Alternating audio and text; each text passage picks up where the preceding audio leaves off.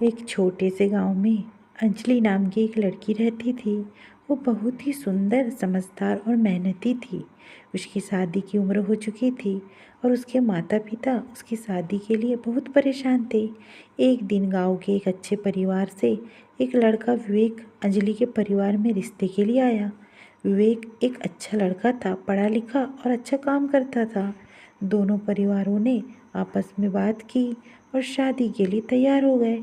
शादी का दिन आया और पूरे गांव में खुशी का माहौल था। अंजलि ने अपनी शादी की सारी तैयारी बहुत अच्छे से की थी। सब कुछ ठीक ठाक चल रहा था, लेकिन शादी के दिन एक बड़ा हादसा हुआ। विवाह की रस्में शुरू होने से पहले अंजलि ने विवेक को देखा, लेकिन वह बहुत घबराया हुआ लग रहा था। उसने सोचा कि शायद वह थोड़ी घबराहट महसूस कर रहा होगा, क्योंकि यह उसकी भी पहली शादी थी। लेकिन जैसे ही शादी की पहली रस्म शुरू हुई, अंजलि ने देखा कि विवेक अपने फ़ोन पर कुछ चैट कर रहा था।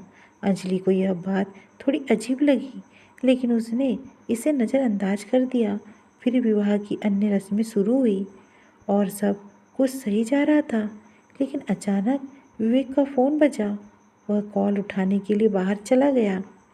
अंजलि को कुछ शक हुआ और वह चुपके से विवेक के फ़ोन को देख लिया। उसमें जो मैसेज था वह उसके पैरों तले ज़मीन खिसका देने वाला था।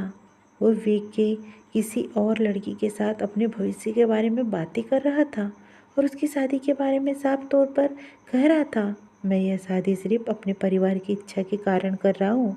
अंजलि का दिल टूट गया। उसे समझ में आ गया कि उसने जिस लड़के को अपना जीवन साथी समझा था वह एक धोखेबाज था। शादी की सभी रस्में अब उसकी आंखों में धुंधली हो गई। लेकिन अंजलि ने हार मानने के बजाय खुद को संभाला। उसने अपनी माँ से कहा कि वह शादी नहीं करेंगी, क्योंकि उसका दिल सही नहीं था। उसने विवेक से सीधे तौर पर बात की और उसे सच्चाई बता दी। विवेक ने अपनी गलती स्वीकार की, लेकिन अंजलि ने उसे जवाब दिया, अगर तुमने शादी करने का मन नहीं बनाया तो तुम्हारे लिए और मेरे लिए बेहतर है कि हम अलग हो जाए। आखिरकार शादी रद्द हो गई और अंजलि ने सीखा कि जीवन में खुद की इज्जत सबसे महत्वपूर्ण है। उसे पता चला कि किसी भी रिश्ते में धोखा और बेईमानी का कोई स्थान नहीं होना चाहिए। रिश्तों में विश्वास और सच्चाई सबसे महत्वपूर्ण है।